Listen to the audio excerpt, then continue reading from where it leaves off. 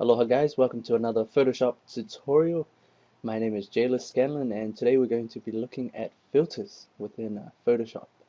This is the first part of our filters tutorial and we are going to cover a few of these effects that we're going to be using within Photoshop. And so as we go down the list, we will only cover a few of them in this tutorial, and in the next tutorial we will cover the rest, if not all of them. I don't think we're going to be using all of these in Photoshop, but you are free to play around with them if you want. So let's get started. Right now I've opened up a very beautiful picture of a hamburger that I ate when I was in Utah at this place. It's very exclusive. Only a couple people know it. Myself and my wife are the only ones that know about it. It's called In-N-Out Burger, and this is the burger that I ate very quickly. It's delicious. But yeah. Anyways, yeah. So I've opened up this photo in Photoshop, and if you look on the side where the layers are, I have a few different pictures of this photo, duplicates of the photo, and so right now the eye is checked on layer 1, showing that it's visible, and all these ones above it are invisible, so we cannot see them. But let me just show you some of the different effects you can come up with using filters. So right now we have charcoal effect, we have dark strokes effect, we have smudge stick effect, and we have a stained glass effect. Pretty cool. With the photos that you have, you can, play around with them, make them look really awesome and stuff, depending on what you want to, portray for your photo. And so, as you notice, I kept the original and made duplicates of them, and the reason being was because if you ever make a mistake, you can always delete the other layer that you have affected or that you've added an effect to, and then you can just keep the original for more duplicates if you need to duplicate them. Duplicate them. Okay, anyways, the reason why I have these already preset, I already have them created, was because in the filters tab in the top up here, if you go down to any of these ones, you have artistic. As you can see, there's a wide range of effects that you can use, and so with this one I used the smudge stick effect, and then in the brush strokes I used the dark strokes effect.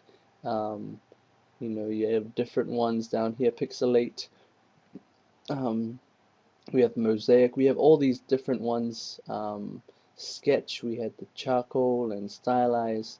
you know we have a lot to work with. Texture is where we got our stained glass. Unfortunately, it does take a while to play around with these effects because depending on your computer, it will depends on how fast it will load your image with a certain effect. And so let's try that just one time. So if I click, hold, and drag the original layer down to this new layer button, it makes a copy, and so you have your duplicate. And so now we have that layer on top.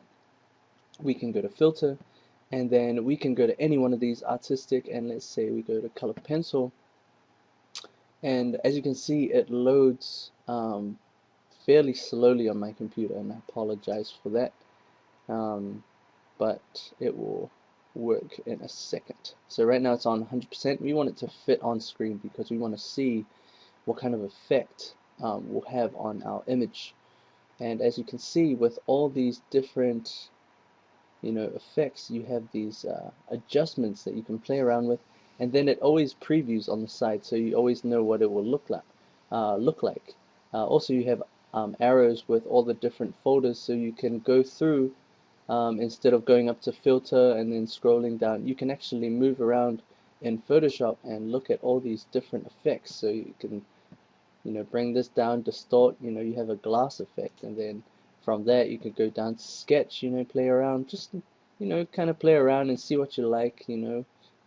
glowing edges. I don't know if you'd like that. That looks kind of retro, but you feel free to play around and mess with all these things. And so that's pretty much it for this tutorial.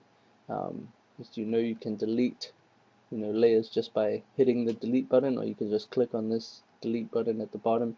But one thing to try is always make sure that you make separate layers. Um, Always make duplicate layers of your image and just play around with effects. And you can always get rid of the original if you're happy with your effect, but if you're gonna play around with this, yeah, be sure to make duplicates. But that is it for this first half of the tutorial with filters, and in the next tutorial we'll cover a couple of the other filters that we can use, including the blur and maybe the distort and maybe some of the rendering. And yeah, that should be it for the next tutorial. Thank you for watching, and there'll be an assignment given where you can play around with these effects and try to come up with some cool effects of your own. Thank you for watching. I hope you enjoyed this tutorial. My name is Jayla Scanlon, and I'll see you in the next tutorial.